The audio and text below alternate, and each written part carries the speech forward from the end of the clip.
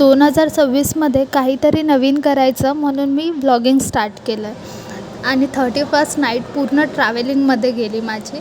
6-7 तासांचा प्रवास करून मी सातारला पोचले. 2 दिवसाची सुट्टी होती, म्हटलं थोडंसं फिरून यावं. गेले तर दारात हे मांजर सर्व माझे वाटच बघत बसले होते. ते नवीन मेंबर आहेत तर मग थोडं त्यांच्याशी मस्ती वगैरे केली, खेळले आणि नंतर घरात गेले.